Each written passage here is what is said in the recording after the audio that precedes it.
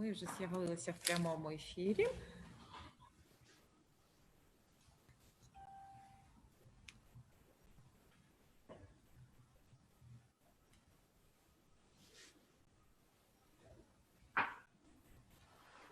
Друзі, вітаємо! З вами Центральна бібліотека імені Тараса Шевченка для дітей міста Києва.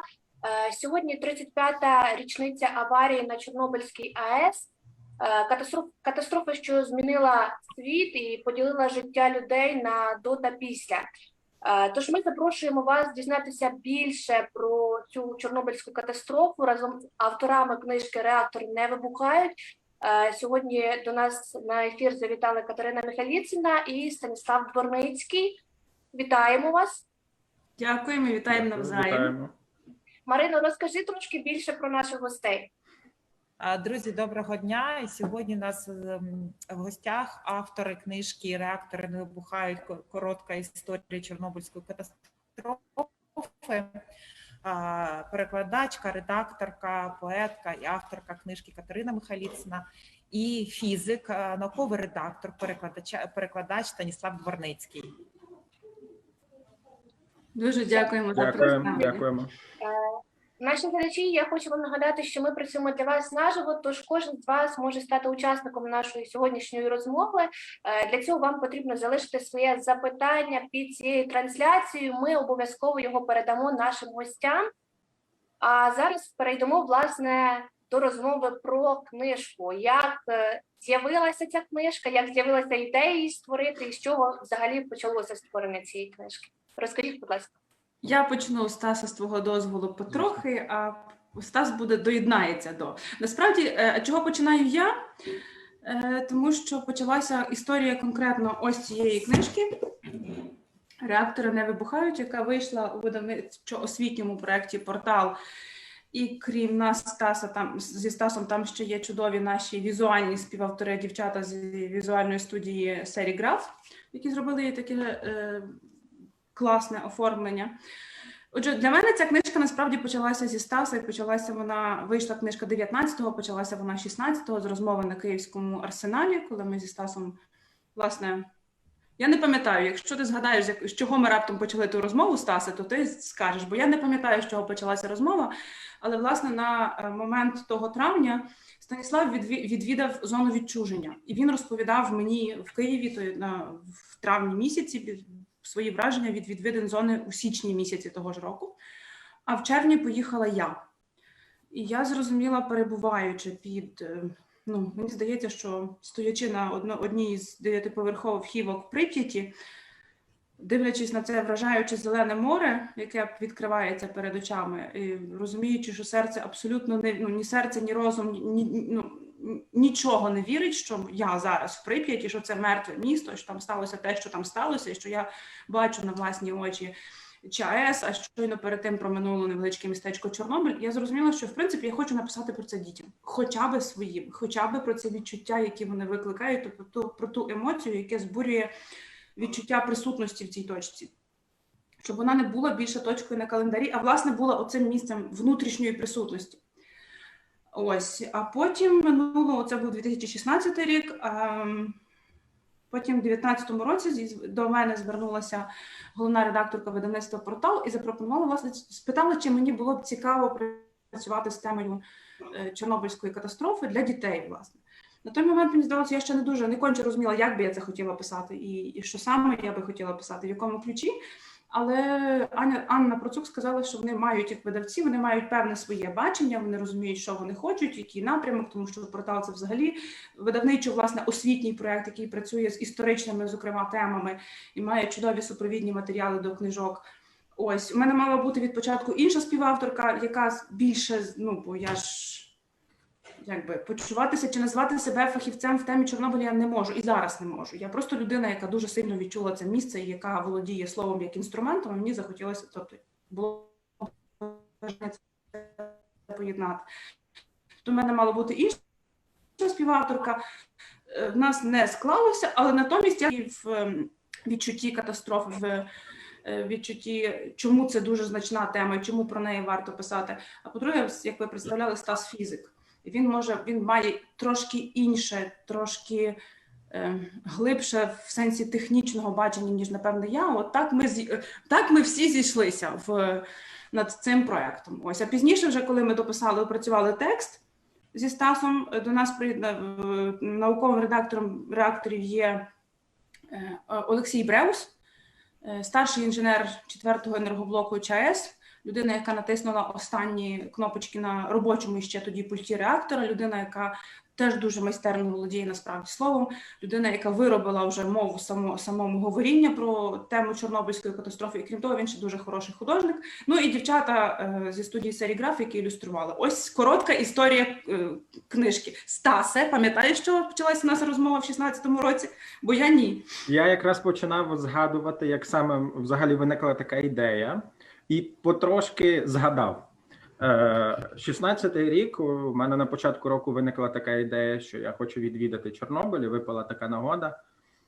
І, як ви розумієте, це були 30-ті роковини в 16-му році. Відповідно, коли ми вже з Катєю працювали на книжковому арсеналі, то, відповідно, також в цьому році було видано багато книжок про Чорнобиль. І я тоді в якийсь день декілька книжок купив, і один із вечорів ми з Катєю якраз почали розмовляти про Чорнобиль, ці книжки обговорювати. І таким чином, я думаю, це був точно не один вечір, ми говорили обговорювали цю тему.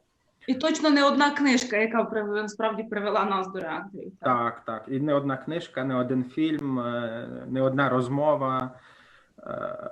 І потім, якраз у 19-му році, Катя запропонувала доєднатись до проекту зі створення цієї книги, і через рік з половиною виникла книжка. Дякуємо, друзі. А скажіть, будь ласка, які саме книжки вам допомагали в вашій роботі написання книжки «Реактори не вибухають»? Катю? Станіслава, ти там маєш ближче від Гаразд, рукою. тоді я почну. Ну, звісно, це книжка Світлани Алєксєєвич. Звісно, з емоційної точки зору це, мабуть, я перечитав багато просто літератури про Чорнобиль, важко з чимось порівняти. Тому це, мабуть, просто must read на тему Чорнобиль. З того, що маю біля себе, ще книжка Сергія Трохима про спогади відеооператорів, як вони знімали цю катастрофу в перші дні, їхні долі, як вони жили просто в цей час, як в цей час цензури вони спілкувалися навіть зі своїми родинами, зі своїми друзями. І дуже цікаво було читати, як вони кожен день кудись їздять, але нікому не можуть про це сказати. І, ну, також просто раджу. З такого, можливо, Катя ще скаже. Насправді дуже багато. Ясно, що ми не можемо не згадати книгу Сергія Плохія «Чорнобиль. Історія ядерної катастрофи», бо це, здається, найбільш масштабний в такому сенсі дослідження. Це, звичайно, розсекречені архіви КДБ, які досі продовжують з'являтися в онлайн-доступі, які щиро радимо почитати, бо вони от зараз якраз теж є все більше і більше, вони легко доступні, хоча підозрюю, знову ж таки, не всі. Особисто мене свого часу дуже вразили російський фізик ядерний Константин Чечеров. Він досліджував, верніше, реактор уже вибухлий від 86-го до, здається, 2001-го чи 5-го точно, доки дозволяло здоров'я. Він пише дуже страшні і цікаві речі про те, що насправді не така страшна сама катастрофа, як страшна як її ліквідували. Тобто принцип дії, чи то принцип радянської системи про те, що людей у нас багато, ними можна затикати всі діри, був куди шкідливіший, ніж вибух ядерного реактора. Ось таких дуже, і не тільки фактичні книжки, тому що якщо цікаво самого фактажу, то знову ж таки на Ютубі є у нас зрештою в реакторах є позаду дуже короткий список використаного, мабуть, найцікавіше, і ми, повірте, це була окрема дискусія, що давати. Там є джерела YouTube, які ми використовували. Там є документальні знімки, тобто ті оператори, про які зараз згадував Станіслав, то їх зараз буквально ж ті кадри можна подивитися і повірте, це дуже страшно, але воно налаштовує на емоцію від повідомлення пожежників, виклика пожежників на там всього-навсього кілька секунд. На станції сталася аварія, каже оператор, будь ласка, під'їдьте туди, все. І далі, але в цьому розумієте, що сталося?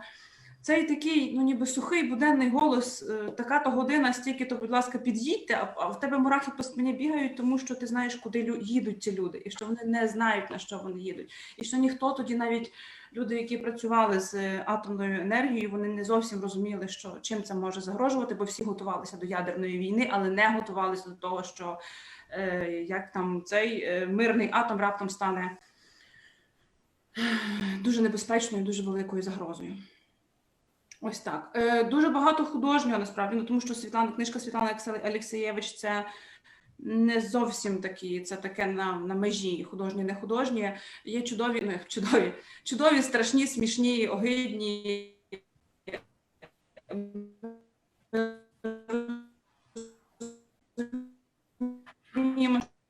що людина в небезпечній ситуації рятується гумором. Зараз в вільному доступі є. Зрештою, які в експедиції він збирав ці анекдоти, які побудували після вибуху Чорнобиля. Наприклад, академік Олександров, один із конструкторів-розробників реактора РБМК, то про нього кажуть, що наш академік отримав Чорнобилівську премію. Від такого до дуже чорного гумору, але щоб зрозуміти, як це сприймалося людьми, це теж цікаво і важливо. Щойно мені дуже багато про це і зараз пише. Я маю це Любов Сирота, це режисерка, письменниця, яка жила у Прип'яті. Її син Олександр зараз багато займається і дослідженням зони відчуження. Він про це активно пише в Фейсбуці. Він дуже багато писав, бо минулоріч сталася страшна пожежа чорнобильська. От він і багато і активно висвітлював це. Можливо, її менше би помітили, якби не він, але він брав участь у знешкодженні цієї пожежі. Тобто, насправді, джерел до цієї книжки всі можливі, все, що могли. І я впевнена, і Стас мені зі мною погодиться, що це ще мало, можна було б ще більше і ще по-іншому. Ми воліємо казати, що це привід до подальшої розмови, це такий своєрідна сходинка до, правда ж? Я би сказав так, через 15 років дізнаємося, можливо, ще більше. Так. Насправді ми постійно дізнаємось, тобто воно постійно відкривається. Це не те, що вже все ясно і все зрозуміло. Це там матеріали, там спогади, там... От сьогодні читала у пані Марини Гримич про те, що є етнографічний музей, тобто музей, який, і про це зараз дуже мало насправді говорять, який досліджує культуру Полісся, ту культуру, яка зникає, бо зона закрита, бо звідти зникли люди, села, але ж вони представники цієї унікальної культури, мови, традицій. І от консервація цієї культури теж важлива. Напрямків і розмов довкола Чорнобиля насправді дуже багато.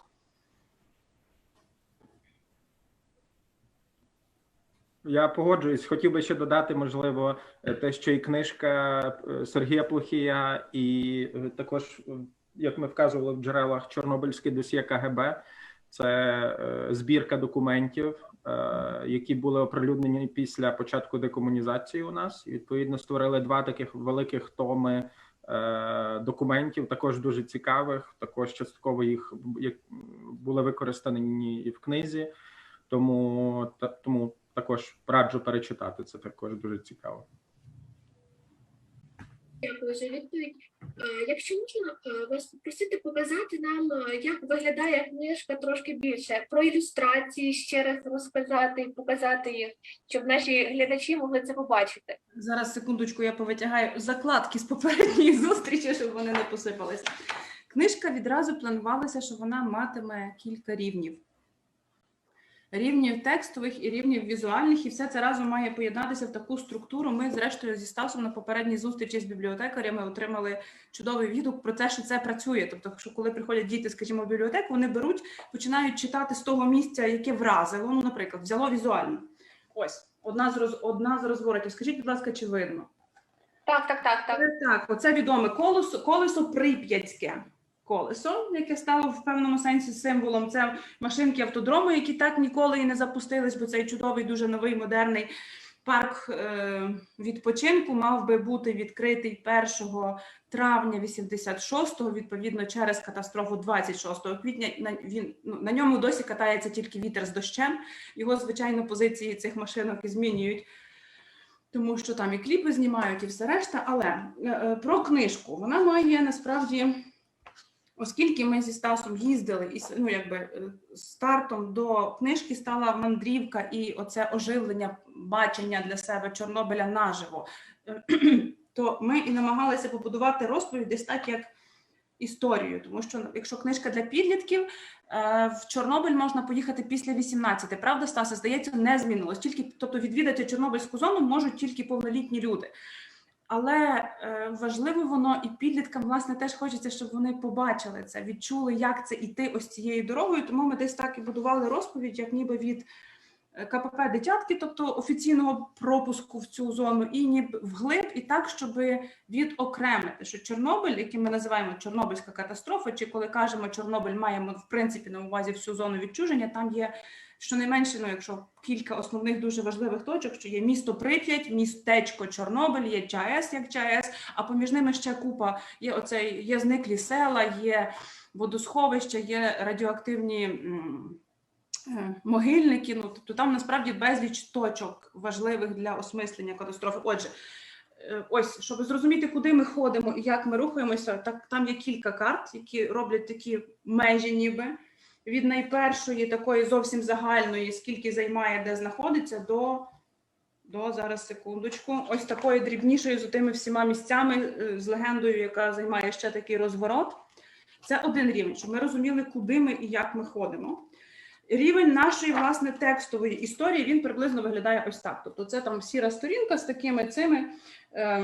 Текст теж має кілька рівнів, от загальна історія, а тут це ніби і не виноска, але такий бонус-матеріал, який дає ще якісь нюанси, які прив'язують Чорнобильську катастрофу чи місце, про яке ми пишемо, до загальної історії світу. Тобто ми ж не живемо відокремлено і ніколи не жили, якби залізна завіса не старалася нас відбити від усіх інших, ми все одно жили в оточенні іншого світу.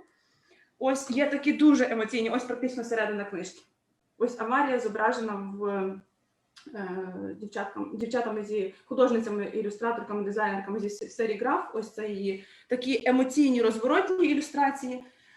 А є ще технічна сторона. Це теж, ось зараз секунду, ось такий є ще один рівень. Це про фізику. Від атома починаючи до інфографіки, яка говорить про наслідки Чорнобиля через навіть будову РБМК і структуру ЧАЕС. Тобто там ось цих кілька рівнів. Стасе, бо я забагато говорю, розказуй ти, додавай своє.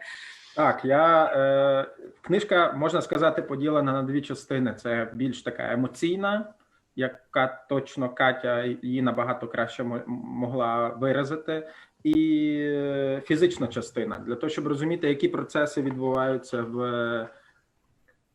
при ядерному поділі, при ядерних реакціях в самому реакторі, що взагалі відбулося, яка різниця між ядерним вибухом і тим, що трапилось на Чорнобильській атомній електростанції,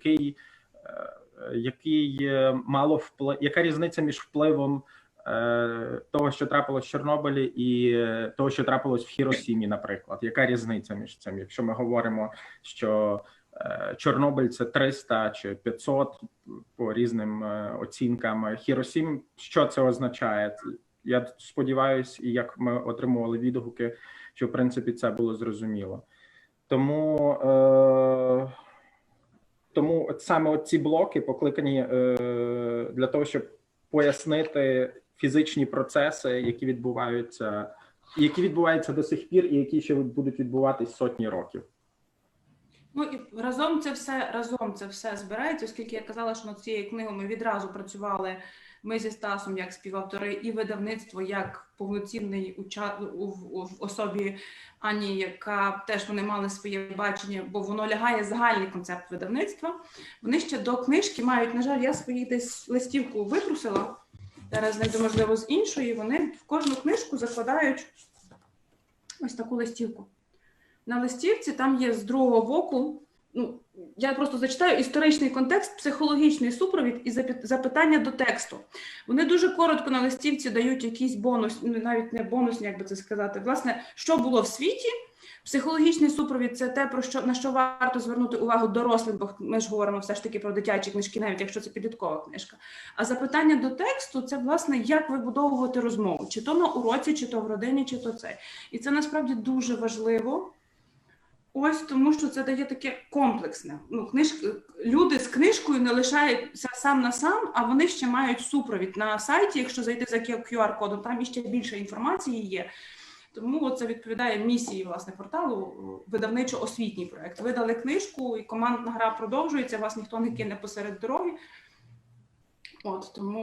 Тому це дуже приємно. І воно працює, тому що навіть тема Чорнобиля, не кажучи про все інше, це як ми вже бачимо, то залежно від кута зору, вона, там дуже багато тих кутів, відповідно, вона не вичерпна наразі. Дякую за відповідь. Друзі, я нагадую, що ви можете теж долучитися до нашої розмови. Я бачу, що у нашому Фейсбуці вже є багато запитань, тож ми зараз кілька озвучимо нашим гостям. Отже, маємо таке запитання від Ольги. Наскільки складно вам було писати цю книгу? Поділіться досвідом, як відбувався цей процес. Стасу, тепер почнемо з тебе. Давай. Для мене було важко пояснити простими словами фізичні процеси, чому радіація взагалі небезпечна, чому взагалі Чорнобиль трапився. Тому в деякій мірі можна сказати, що це, мабуть, було найважче. Тому що я, якщо скажу про себе особисто, пам'ятаю свої шкільні роки, і про Чорнобиль було надзвичайно мало інформації. Були якісь згадки кожного року на 26 квітня, але інформації було надзвичайно мало, нам фактично нічого не говорили. І коли мене почала ця тема цікавити, то я почав дізнаватись і зрозумів, що гаразд, я як фізик розумію деякі речі, але більшість людей, на жаль, не усвідомлює. І гарно описано це якраз в книзі Світлани Алєксєєвич, яка люди, які там жили, нічого ж не відбувається, бомби не падають, ніякої катастрофи немає, але всіх виселяють і не можна ні пити ні воду з криниці, ні молоко, щойно яке видоїлись корови. І, відповідно, мабуть, оце було найважче. Я думаю, Катя зі мною погодиться, що коли ти знаходишся в Чорнобилі, то виникають дуже такі і двоякі емоції. Як я і на минулій презентації казав, коли ти стоїш біля Чорнобиля, біля 4-го реактора, будівля просто зруйнована будівля. Але саме усвідомлення, скільки це місце вплинуло на мільйони доль і ще буде впливати, це, як я і казав, можна порівняти тільки з коли я був в Освєнцимі і бачив ці концентраційні табори, і от це можна тільки з цим порівняти. Тобто це таке місце з такою енергетикою і в прямому сенсі, і в переносному, в прямому, в плані того, що стоїш з дозиметром і бачиш, який там фон. Він уже, звісно, не такий великий, як був на початку, але все одно він там присутній. Крім оцієї емоційної складової, тому що, безперечно, тобто дуже сильні емоції, звичайно, привели. Пам'ятаю, навіть коли я з чоловіком підійшла до автобус туристичний, під'їжджає до містечка Чорнобиль, і там стоїть знак, який не помінявся. Здається, там один елемент змінили на просто той знак, який стоїть на всіх в'їздах до усіх містечок, сіл і все решта. Написано Чорнобиль. Я стояла і ловила себе, а що я, власне, відчуваю? Я навіть сьогодні сиджу і думаю, сьогодні 35-та річниця. Що я у зв'язку з цим відчуваю? Від самої думки, про що сьогодні річниця, мені складно сказати.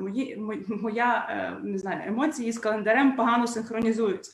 Але якщо я заплющу очі і уявлю, що я стою коло загоризонтної дуги. На жаль, в книжці немає. Це було військове поселення Чорнобиль-2, біля якого збудували загоризонтну цю величезну антенну. яка, в принципі, за деякими даними, власне, її збудували, щоб вона живила, і Чорнобильську атомну електростанцію збудували почасти тому, щоб вона живила оцю махіну просто, цю частину з залізної завіси, яка мала ловити сигнали про запуск балістичних ракет від ворогів Радянського Союзу. І от коли я заплющую очі і уявляю собі, що я стою під цією іржавою, хиткою вже, такою деренчливою, величезною антеною, я згадую, чому я почала писати цю книжку. Тому що це неможливі емоції, їх неможливо з ними, щоб вони тебе не розірвали, з ними треба щось робити. Оскільки я з того всього, що я найкраще роблю, я оперую словами, то ось вони пішли в книжку. Мені захотілося, що будь-що, напевне, важливе для нас починається з емоцій. Бо коли ти емоційно на щось реагуєш, ти приймаєш це як своє. І от, напевне, тому захотілося перенести ці емоції, але в доволі безпечний спосіб. Насправді, не лише от моя емоція, мені там, я не знаю, хаос, але додати до них те, що сказав Стас, фізичну складову, щоб було опертя, що це не, бо про трагедію дійсно в школі достатньо багато з мого дитинства, в основному на емоційну, на оцю втрату дому, на невідомість, на тривожність, на покинутих, на призволяще людей, але під ними лежить фізика. Але за цим всім стоїть взагалі реальний шмат землі, достатньо великий реальний шмат землі. І там це не просто, не лише трагедія, яка сталася в минулому, але в неї було минуле до трагедії, але в неї є іще майбутнє, тому що, скажімо, там зараз Чорнобильський, зараз не згадаю сходу, радіаційний заповідник є. Тобто це вже майбутнє. Хотілося якось так, пишучи, хотілося передати емоції, розвінчати міфи, наприклад, про те, що пожежники були апріорі героями, а атомники апріорі хтось злий, тому що вони основний цей людський фактор. Зокрема, чисто моя біологічна освіта казала, що монстри, коли говоримо про чорнобильських монстрів, то не маємо на увазі оцих триголових півнів, там який час, тому що насправді дані наукові свідчать про те, що кількість цих дуже видимих мутацій, на зразок півня з 2 головами чи 3 лапами, вона плюс-мінус всюди одинакова. Але ті мутації, скажімо, популяція таких то мишей, які живуть весь час в Чорнобилі, живе менше, ніж популяція таких же мишей поза межами зони. Чи вони там мають крихкість кісток, чи якось міняється генетика. Ось ці мутації важливі, бо вони, власне, показують довготривалий вплив дрібних доз радіації, яка і на нас, зрештою, впливає. І це дуже важливо в світовому контексті досліджень. Про те, що рудий ліс, який Стаси, скажи, це теж одна з сильних емоцій. Коли виїжджаєш уже з зони, виїжджаєш, в напрямку Прип'яті. Якщо нічого не змінилося в туристичній специфіці Чорнобиля, то виїжджає повз рудий ліс. Тобто машина, яка везе туристів, виїжджає повз рудий ліс і спеціально вмикають лічильник. Він так пищить, що стає дуже-дуже страшно, тому що ось тобі радіація, ти буквально пролітаєш крізь неї. 35 років минуло, а вона там. Цей рудий ліс вигоріли, і це, як кажуть науковці, єдине місце в світі, де радіацію, вплив радіації можна досліджувати поза межами лабораторії і поза межами реактора, власне. Минулого року, здається, якщо я не помиляюсь, британські вчені картували завдяки дронам зону плям радіоактивності по рудому лісу, тобто куди вже можна зайти і попрацювати довше, ніж 1 година в повному хімзахисті. Коли писалося, хотілося з'єднати все через, те, що було, наприклад, Чорнобиль – це стародавнє достатньо містечко, в нього була своя історія до катастрофи, через саму катастрофу, яка зробила його зловісно відомим у світі, і до того, що насправді там і майбутнє теж. Головне до цього правильно якось поставитися, підійти і... задовго відповідаю, зупиняйте, будь ласка. Дякую за відповідь. Ще маємо таке запитання від наших глядачів. Катерина запитує: добрий день. Правду довго замовчували, але минуло 35 років. І як ви гадаєте, вже відкрилась уся правда про Чорнобильську трагедію, чи все ж таки ні? Коротка відповідь – ні. Коротка відповідь – більшість матеріалів в Москві. Так що... Ще треба, тому я і казав, 15 років, мається на увазі вся інформація може відкритись з архівів КГБ, але треба розуміти, що якщо вони в Москві, то шансів, що ми дізнаємось всю правду, дуже мало. Дякую за відповідь. Ще маємо таке запитання. Розкажіть, будь ласка, про назву книжки, як вона виникла і чи були інші варіанти? Стасе, про інші варіанти нагадай. Бо я Були- сподівалася, було- мені дуже. Я напевне були, але я щось я не пригадую. вже. Було багато варіантів, але наскільки я пам'ятаю, назва у нас довго виникала. Останню, вона прийшла останньою. Вона прийшла так. Книжка вже фактично була готова, а назва ніяк до нас не приходила. І потім Катя запропонувала, а Каті, я так розумію, запропонував Олексій Бреус. Він не те, щоб пан Олексій не пропонував, він сказав і в розмові це згадував, і в інтерв'ю зараз не згадаю куди.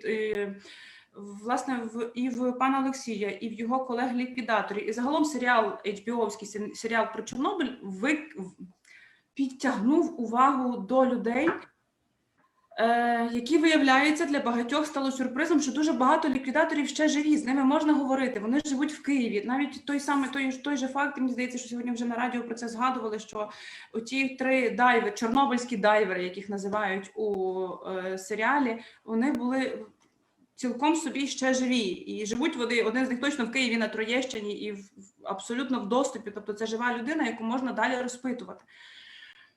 Сергій Мирний, такий, він багато, от як пан Олексій, так і пан Сергій Мирний, він займається, здається, Чорнобиль-туром, він багато їх консультує, він взагалі багато говорить, він дуже медійний.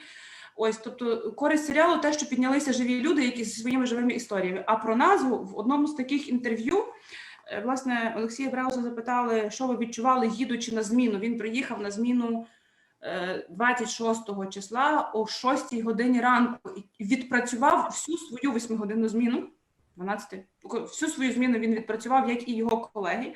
І коли його запитали, що ви відчували, їдучи в автобусі і бачачи, в якому стані ЧАЕС, то він десь, звичайно, це не дослівно, я зараз не претендую на цитування пряме, але там було таке, що я не вірив, що я розумів, що там щось відбулося, але я не вірив. І дуже цю фразу радянські реактори не вибухають, якщо почитати ліквідаторів, якщо почитати перше враження, то ось це було перше враження. Такого не може бути. Реактори не вибухають. І, власне, цією назвою там дуже багато закладено. Там закладено таких шарів теж в назві, що віра в те, що людина – вінець творіння, віра в те, що вона підкорила всесвіт, весь космос, і як щось таке величезне, і атом, як щось зовсім дрібне, що ми всі складаємось, але воно начебто все підкорене, тому що фізика, тому що конструктори, тому що, не знаю, людський розум як вищість всього на світі, то десь це і є, напевне, одне із причин катастроф. Оця гіперболізована віра у вседозволеність і всеможливість, у людину як центр, у відкиданні тому, що на цій планеті, на цьому ми тільки співмешканці з іншими істотами, мабуть, тому, у всякому разі, уже я в цю назву і це теж вкладаю. Надто велика віра в людину як центр всього, вона може призвести до таких небажання бачити істот довкола себе, небажання враховувати можливості помилки, небажання ставитися ощадливо до людей поруч себе, до природи поруч себе. Воно приводить до того, до чого приводить. Дякую за відповідь. Ще маємо таке запитання від наших глядачів. Завжди було цікаво, чому деякі люди все ж таки повернулись до своїх домівок, хоча знали, що це небезпечно. Як ви гадаєте, у чому полягає причина такого ризикованого вибору? Стасе, маєш думки з цього? Як би там не було, дім є дім. І я думаю, багатьом людям просто навіть не було куди повертатись. Маю на увазі, якщо їх переселяли, то все одно хотілося повертатись до своєї власної домівки. А по-друге, і навіть ті самосели, які зараз живуть, це все-таки літні люди, які, можливо, ще навіть більшість із них пам'ятають Другу світову, і для них небезпека – це коли падають бомби, так би мовити. А коли якась радіація, яка, в принципі, як я і казав, її не видно, вона аж такий явний вплив її не видно, то, відповідно, і люди її, можливо, не так її сприймають просто. І я якраз і в книзі хотів в цих частинах про фізичні властивості радіації показати і біологічний вплив, чим саме вона небезпечна. Я думаю, що багато людей, які просто не розуміють, як впливає радіація, і відповідно не мають перед нею такий страх, який би в принципі мав би бути. Тому я думаю, що тому і люди і повертаються, і мені здається, це абсолютно природньо. Навіть у Фукусімі, ну, в території навколо Фукусіми в Японії люди теж повертаються, хоча це теж доволі небезпечна зона, але просто навіть живуть там, і, можливо, їх навіть іще більше, ніж в Чорнобилі. Власне, ми почасти зачепили цю тему і в книжці про реактори не вибухають. І тут варто згадати ще, на кого спиралися, коли її писали, і, власне, про те, як от Ліна Костенко, відома українська поетка і письменниця, вона була там з експедиціями і не раз. І після своїх експедицій вона дуже правильно казала, що не можна цих людей називати, традиційно називаються вони самоселами, а вона пропонує їх називати повертанцями, бо це люди повернулися на землю, яку в них добровільно, примусово відібрали. Вони ж не погоджувались на те, щоб там будували атомну станцію, ніхто в них про це не писав. Вони не погоджувалися і їм не пояснювали, що забирайтеся, будь ласка, звідси на 2 дні, візьміть документи, а потім колись. Уявити собі, в нас дуже сильна, як би хто зараз хотів, не погоджувалися ми чи ні, в нас аграрна культура, ми в принципі культурно дуже сильно прив'язані до землі. І уявити собі старшу людину, яка, ну нехай їй дали десь квартиру, але як їй жити в квартирі, якщо вона виросла з полем, рікою, коровою, курами, що вона там буде робити? Це не життя, це і не дім, і навіть не думка про тому вони й поверталися, бо, як добре сказав Стас про фізику, вони не бачили, явної загрози не було. Там є дуже, якщо почитати і те, що писала Ліна Василівна, що є в вільному доступі, і є кілька матеріалів, зокрема на Депо.ua точно є, про повертанців, самоселів, тимчасових мешканців, їх по-різному називають. Там є навіть інтерв'ю з людьми. От, власне, здається, що на Депо.ua, сама і назви статті не пригадую, але в них там є. Вони беруть, це дійсно старші люди, які не уявляють свого дому де-інде. І вони кажуть, а що нам? Ну, ми вже своє життя важливіше померти в рідному домі, ніж, а що таке, власне, радіація, про яку я нічого не знаю, яку я, Але ще є зараз от я теж, здається, на Депо.ua знайшла інформацію про те, що зараз там, де безпечніше, де чистіше, тому що треба розуміти, що зона не вся не вся одинаково забруднена. Є місця, де сильно забруднені, і де жити, так, наприклад, Рудий ліс. Там кілька годин можна працювати, вдягнути повністю в хімзахист, інакше ти отримаєш достатньо дуже значну і шкідливу дозу радіації. А є такі точки, де, в принципі, рівень радіації нижчий, ніж у Києві. Тому от приблизно нехай в такі точки повертаються люди, які їдуть, тобто люди, які переселяються зі Сходу, люди, які вважають, що їм безпечніше, вони втратили свій дім на сході України, і вони повертаються і займають ті будинки там, тому що це житло, там мир, там немає явної такої війни, і там можна щось відновити, там можна якось прилаштуватися, хоча там із електрикою, начебто, я не знаю, чи, це вже що, 1,5 року, відколи ми умовно там придивлялися до цих, так пильніше до цих даних, там були перебої із електрикою, з водопостачанням, але тим не менше, там в випадку людей, які переїжджають зі Сходу, там немає війни. А всіх веде дім, пошук дому. Тому що ми без нього неможливі, як би ми його собі не уявляли кожен.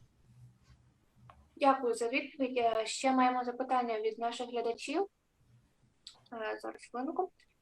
Таке запитання. Екскурсії в Чорнобиль – це бізнес на трагедії чи навпаки? Без них люди їхали б туди без усякого контролю, наражаючи себе на небезпеку? Це дуже складне. Тобто тут не може бути однозначної відповіді, бо, скажімо, після серіалу, звичайно, рівень туристичної зацікавленості зріс. І купа народу ринули, буквально тисячами ринули до. Зараз пандемія, це трошечки, наче би, я так розумію, тобто менше обмеження пересування, воно ніби применшило це все.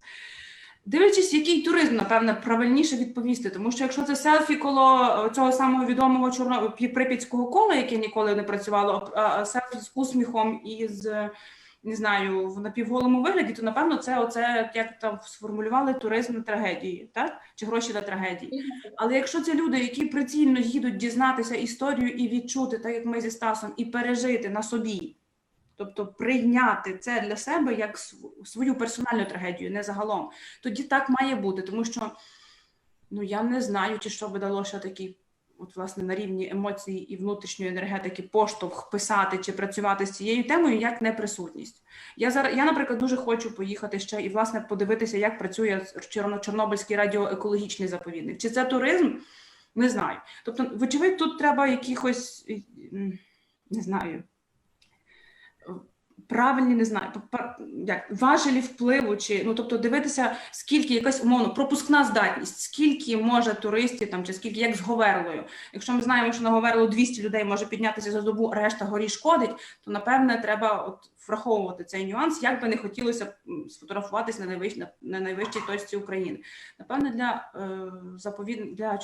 для зони відчуження теж треба щось таке прораховувати. І, зрештою, в нас є адміністрація зони відчуження, яке, думаю, з цим працює так, як може наразі. Стасе? Питання насправді важке. Не можна сказати якось однозначно. Однозначно можна сказати, що будь-де на будь-якій трагедії знайдуться люди, які будуть на цьому наживатись. Це не те, що нормально, але це так є. А з іншої сторони, якщо я не помиляюсь, зараз Чорнобильська зона під порядкування Міністерства екології, а раніше було під керівництвом Міністерства надзвичайних справ. Не впевнений, можливо, навпаки зараз. Відповідно, Чорнобильська зона не вважається туристичною зоною. Тому там можна після 18 років тільки їздити. Якщо говорити про чи це заробляння на трагедії, то тут теж важко сказати. Якщо людина туди з'їде з якоюсь ціллю. Я, наприклад, їхав, я думаю, Катя, щоб зрозуміти, що відбулося. Я, наприклад, можливо, більше із фізичної точки зору, розуміти, як впливає подібні трагедії на екологію, коли ти бачиш тварин, які собі просто походжають зоною, і ти розумієш, як всього за 35 років може повністю відновитись екосистема, коли там немає впливу людини.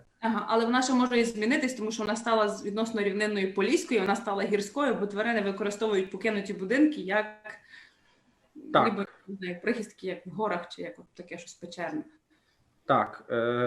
І теж читав, до речі, цікаву річ, що порівнювали навіть із покинутою територією бойових дій на Сході, що там теж тварини повернулись, тому що немає людей.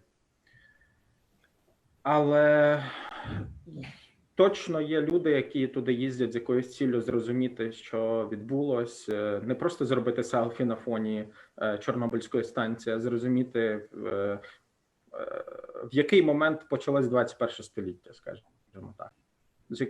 Є ще, зрештою, якщо згадувалося про нелегальне, то є сталкери, але сталкери це, звісно, небезпечно для тих, хто туди йде, бо не знає на що. Але сталкери, які зараз ходять, вони мають теж дозиметри, і Маркіян Камиш пише про це, про Чорнобиль з позиції сталкера, тобто не оцього офіційного якогось боку, а так, як він бачить, і про ті місця, які він бачить, і про що він там бачить, і як з людьми спілкується. І цей бік теж важливий, тому що немає чорного і білого, кольорів значно більше, і в тому, як ми дивимося на Чорнобиль, там теж є багато дуже різних поглядів. Там фактично з цим сталкерством утворюється ціла така субкультура, якщо можна так сказати. Походи в зону, в основному нелегальні, але це вже, мабуть, до іншої. Мародерство, воно було весь час. І... Так. Мародерство. Це однозначно погано, тому що там, куди ті речі, які звідси виносяться, вони явно десь осідають, а в якому вони стані в сенсі радіоактивності, навряд чи ці люди, які виносять, контролюють. Тому це точно небезпечно. А ось. Дякую за відповідь. Ще маємо таке запитання від наших глядачів. Як на вашу думку, Чорнобильська зона так і залишиться зоною відчуження назавжди? Чи можливо в майбутньому там зможе відновитися життя?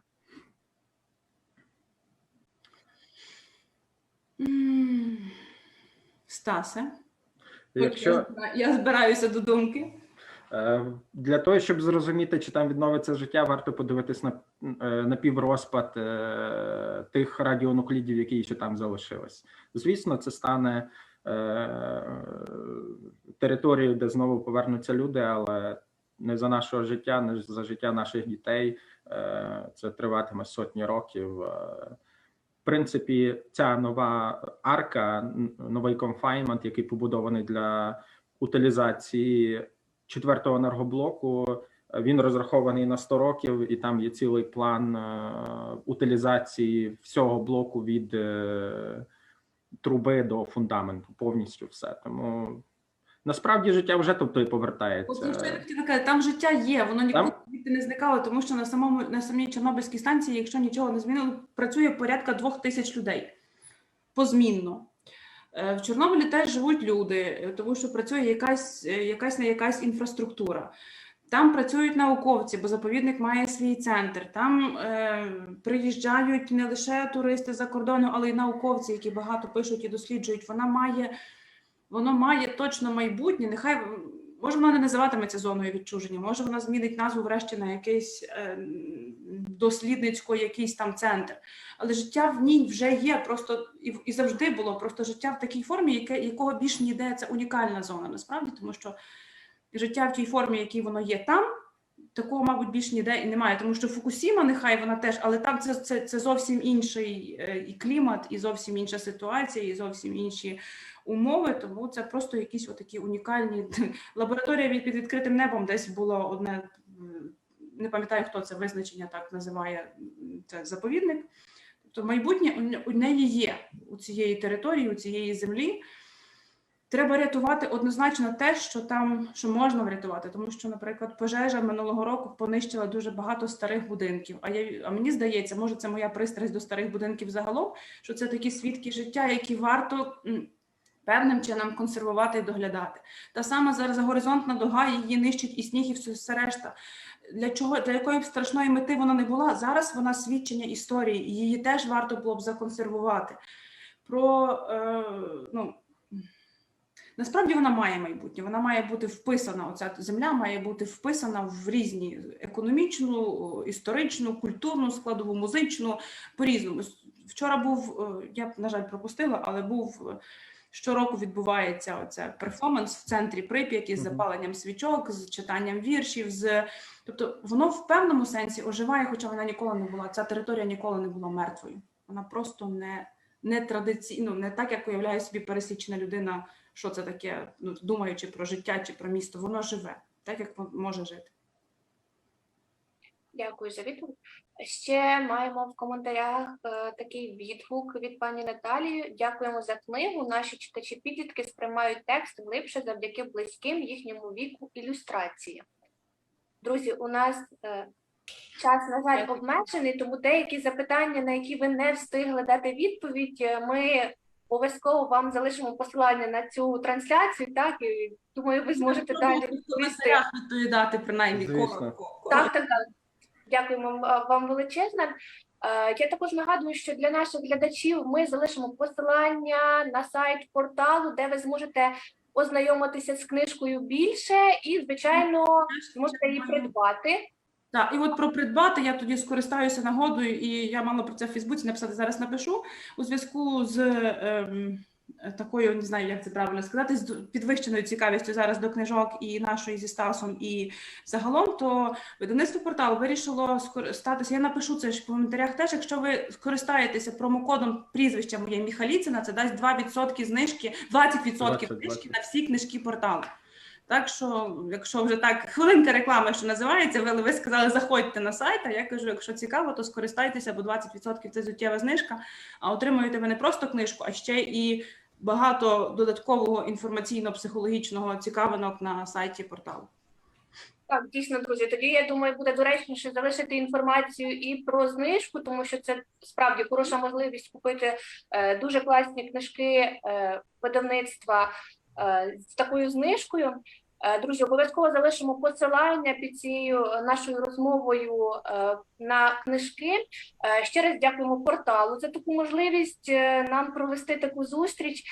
Друзі, дякуємо вам за цю цікаву розмову і дякуємо за ваші такі важливі книжки, тому що дійсно ми, бібліотека, вже не вперше проводимо презентації саме книжок з порталу. І, Катю, як ви говорили, справді там є і супровід, там є дійсно і ти розумієш, що після прочитання кожної книжки ти справді не залишаєшся сам на сам, а ти можеш пропрацювати цю книжку, наприклад, зі своєю дитиною, чи навіть собі задати ті запитання, які, власне, там подаються. Тому дякуємо всім за цю прекрасну можливість розказати нашим глядачам сьогодні більше про цю трагедію. І дякуємо, що є така можливість сьогодні нам почитати книжки про це.